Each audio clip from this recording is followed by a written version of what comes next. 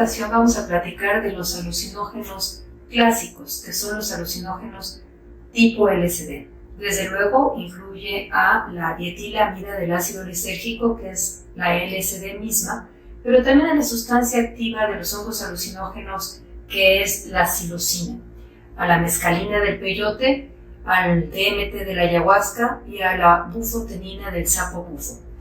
Solo vamos a ver algunos de ellos, pero iremos revisando poco a poco los demás. Estos fármacos, los alucinógenos clásicos, son los serotoninérgicos porque se relacionan estructuralmente con la serotonina. Empezaremos entonces con el prototipo, que es el que se le conoce como ácido o dietilamida del ácido lisérgico o LSD. ¿Qué tiene que ver este compuesto y la serotonina? Pues tiene que ver mucho porque se parecen en estructura, pero vamos a empezar un poquito con la historia. Inicialmente se conocieron los efectos probablemente alucinógenos hace muchos tiempos, pero se reconoció parte de la sustancia que lo producía porque es un hongo que se llama Claviceps purpurea, que infecta a las gramíneas, y este hongo que llega al grano y los va sustituyendo hasta formar una especie de cuernito negro, se moría junto con la gramínea y se hacía el pan de centeno. ¿Qué pasaba con eso? Pues que en ciertas épocas, sobre todo después de algunos inviernos fríos y que venían las primaveras muy húmedas, había mucha contaminación, y en esa contaminación, al moler la gramínea, el centeno, con este hongo, que también se le llama el cornezuelo del centeno, iba en la preparación del pan. Las personas empezaban a tener lo que se le llamó después como el fuego de San Antonio o ergotismo. Había dos tipos de ergotismo, el convulsivo y el gangrenoso. Pero en la Edad Media hubo varias epidemias de este estilo que eran tan temidas como la peste misma.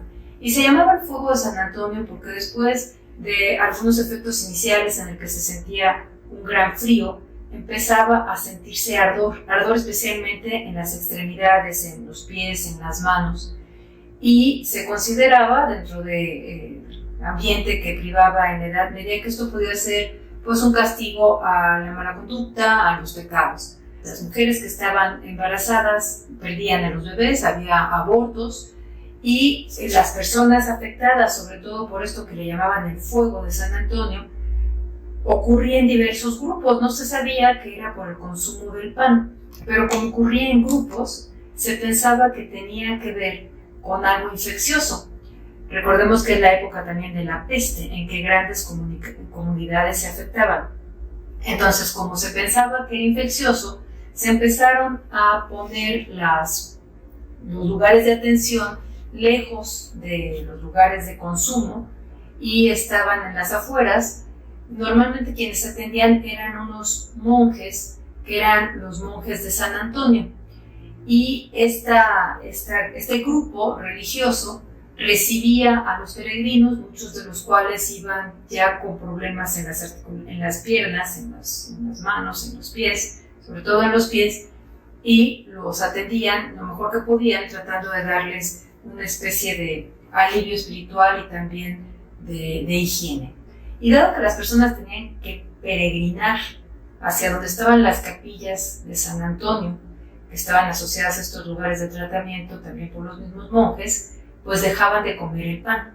Y al dejar de comer este pan contaminado, dejaba de propagarse esta enfermedad gangrenosa. Era una enfermedad muy temida porque producía una enorme vasoconstricción, y esa vasoconstricción llevaba a la gangrena, y esto se ve, estas representaciones se ven en varias pinturas del Bosco, por ejemplo, y bueno, en algunas representaciones de templos de San Antonio. Esto asociado a que además estaba sucediendo la parte de pérdidas de bebés en mujeres embarazadas, pues llevó a buscar cuáles eran las sustancias que tenían todos estos efectos. Efectos que uno ya podía predecir, eran vasoconstrictores, por esto de la gangrena que se producía en las extremidades, y también la contracción del músculo liso, que era la contracción que permitía el que se pudiera facilitar el trabajo de parto. Fue así como Arthur Stowe se puso a buscar principios activos y encontró la ergotamina. Esta sustancia que producía precisamente vasoconstricción y contracción del músculo liso.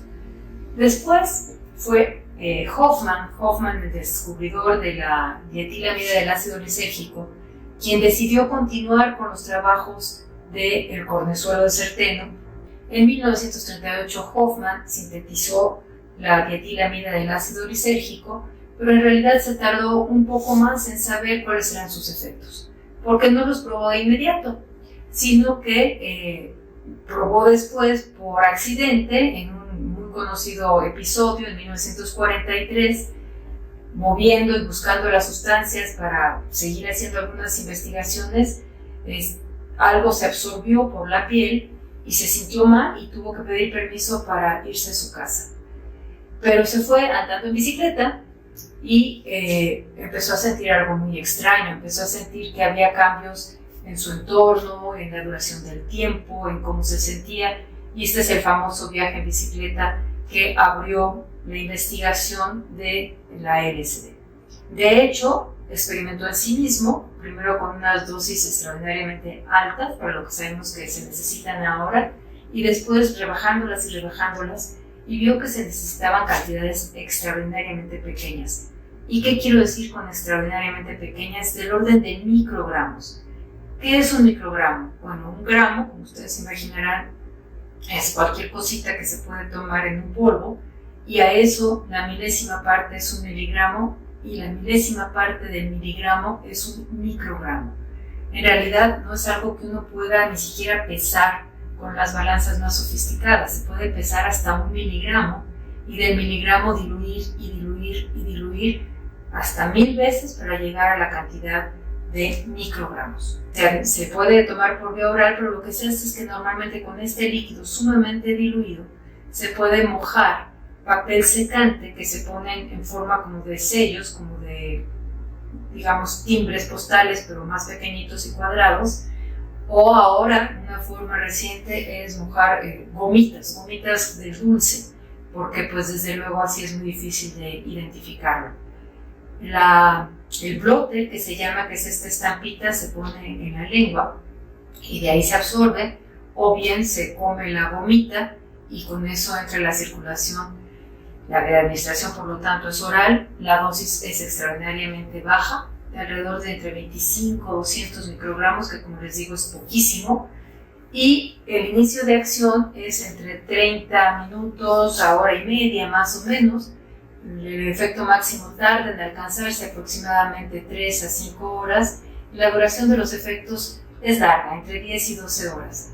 Hablar de una dosis tan bajita significa que con 1 gramo podemos tener, dependiendo de qué dosis sea, entre 5.000 y 40.000 dosis.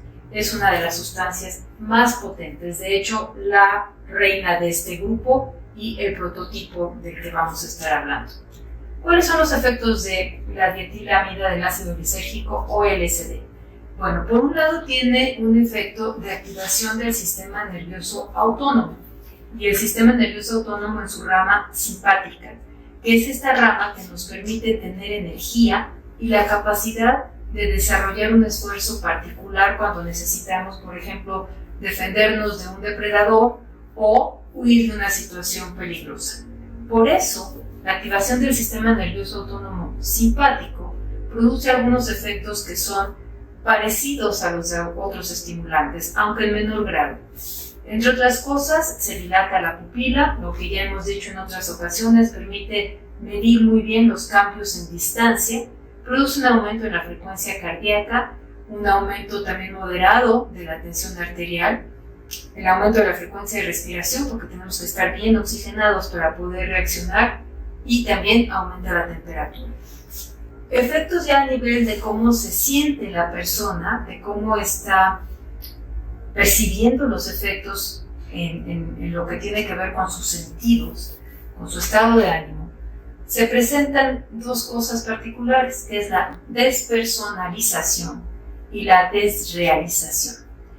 Estas 2 características, si ustedes las buscan, las van a encontrar asociadas muchas veces a como si fueran unos casos o unos síntomas de ansiedad. ¿Y qué quiere decir la despersonalización? Quiere decir sentirse ajeno a uno mismo, como si uno se estuviera viendo, como si estuviera fuera de su propio cuerpo.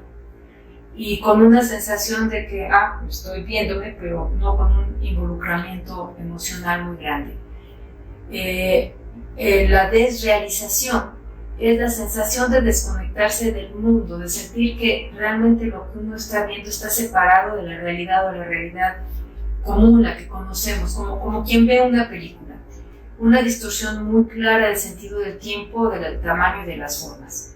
Si las percepciones, los cambios en las percepciones son agradables y deseables, eso en realidad no causa alguna angustia, pero si no lo son, y si generan ansiedad, pues aunado al aumento de la frecuencia cardíaca y en particular de esa sensación de miedo, de no tener control sobre la realidad, puede generar angustia.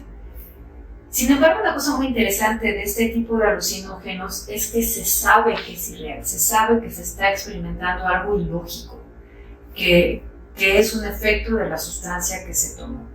Por esta misma situación y por algunos efectos que vamos a explicar más adelante, se produce distorsión de la imagen corporal, se puede ver las manos como que crecen, como que se alejan, los pies también como que se hacen telescópicos, a veces se pueden ver algunas cosas alteradas en forma, las imágenes pueden tener mayor o menor brillo, los colores se distorsionan, la cara se puede sentir que crece, porque se están produciendo ilusiones, que son cambios respecto a algo que sí existe, y alucinaciones, verdaderas alucinaciones visuales.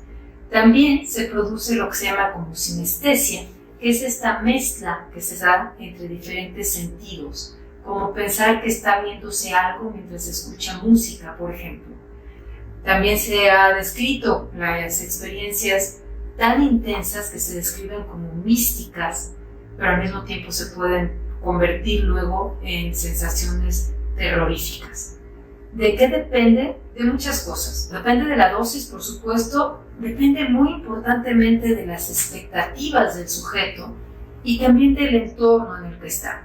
Como las personas no se alejan de su entorno en el sentido de que saben que están alucinando, no han perdido un estado de conciencia. Alguien les puede decir, si están muy asustados, mira, cálmate, tranquilízate, se les puede ayudar a no estar experimentando esta situación de mucho miedo. Y se les puede, digamos, ayudar a que esa experiencia más o menos se pueda, entre comillas, controlar. A esto se le llama el set and setting, es la influencia del entorno y de las expectativas personales. Bueno, los efectos de los alucinógenos clásicos, que estamos tomando como prototipo, como ejemplo a la LSD, se deben a que aumenta la cantidad de un neurotransmisor que es la serotonina en la corteza prefrontal, esta parte de la que hemos hablado, y en particular a que se une a los receptores 5-HT2A. Así de precisos estamos en lo que conocemos. Desde luego no se conoce todo, pero sí se tiene una información importante de la farmacología de estas sustancias.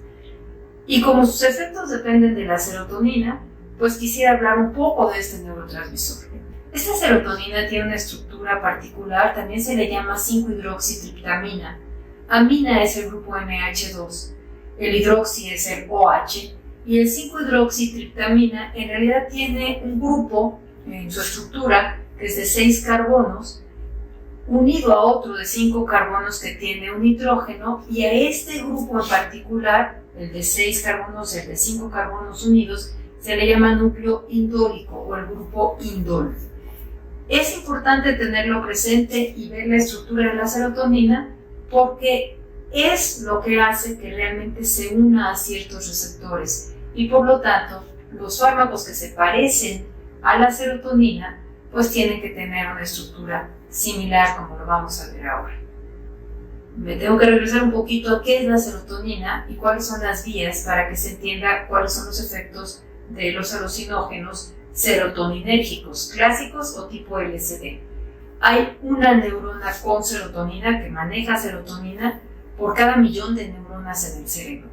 Y además están localizadas en partes muy específicas, que es el entorno cerebral, que ya hemos platicado en alguna ocasión, y ahí están los somas, los cuerpos de las neuronas. Y esos cuerpos de las neuronas proyectan a diferentes partes. Las funciones de la serotonina dentro del estado del sistema nervioso central van mucho más allá que la regulación del estado de ánimo, que es la que la gente está más o menos familiarizada. También hay alteraciones en la percepción, no tiene que ver en la percepción, en la memoria, tiene un papel muy importante en la memoria y en la respuesta al estrés, en la conducta sexual, en la regulación del apetito, en la regulación del sueño-vigilia y también en el tono vascular, en el sistema cardiovascular y dentro del cerebro, en la regulación del vómito, en la regulación de la temperatura, en la regulación del dolor. En farmacología insistimos mucho que los efectos de las sustancias pues tienen que ver con que es una molécula química que se pega a otra molécula química que está en nuestro organismo. En este caso, esa molécula química son receptores a serotonina. Como la serotonina se llama también 5-hidroxitriptamina, a los receptores les llamamos 5-HT como una forma pequeña de referirnos a ellos. Y hay 7 diferentes familias a receptores de serotonina, la 1, la 2, la 3, la 4, la 5, la 6 y la 7, y en particular la 2 es la más importante para los efectos de los alucinógenos. De estas familias todavía hay subdivisiones, pero nos vamos a centrar nada más en los receptores 5-HT2A, porque sabemos que es indispensable que los fármacos tipo LSD que producen alucinaciones tengan efecto, que tengan afinidad sobre estos receptores. Y si ustedes ven en la imagen que estamos acompañando a esta plática, esos receptores son extraordinariamente abundantes precisamente aquí, en la corteza prefrontal, pero no solo, también en la corteza temporal y acá, en la corteza que tiene que ver con la vista. Y eso es precisamente parte de lo que hace sus efectos. De hecho, se sabe que si se hacen estimulaciones eléctricas en la corteza visual o en algunas partes de la corteza temporal, se pueden hacer o generar algunos cambios visuales, algunas alucinaciones. También la serotonina tiene otros efectos fuera del sistema nervioso central y los tengo que mencionar rápidamente porque eso van a ver ustedes cómo se empalma con lo que les digo que hace la LSD. Por ejemplo, regula la frecuencia cardíaca, de hecho a altas concentraciones puede tener un problema por cambiar un poco el ritmo de la contracción de las aurículas, regula la respiración y también los movimientos gastrointestinales. En general, el tracto gastrointestinal es muy importante y un exceso de serotonina produce náusea y vómito. ¿Cuáles son los posibles efectos adversos de la LSD? Pues básicamente estos que estamos mencionando. Puede haber un aumento de frecuencia cardíaca que, como les digo, si está asociado a ansiedad, las personas se sienten particularmente mal por la taquicardia, pero puede haber lo que se le llama un mal viaje, que es sentirse paranoico, sentir que algo nos está haciendo daño, tener ansiedad, incluso sensaciones y eventos psicóticos, y esta sensación por la alteración del paso del tiempo de que esa experiencia desagradable no va a terminar nunca, lo cual genera nuevamente ansiedad. Hay otro trastorno muy raro que platicaremos en otra cápsula, que es el que se llama trastorno persistente de percepción por alucinógenos y que por sus siglas en inglés se llama HPPD. Y por último, combinado con otras sustancias, puede producir lo que se llama el síndrome serotoninérgico, que es una emergencia médica que requiere atención de inmediato. De esto vamos a hablar más adelante en algunas otras cápsulas.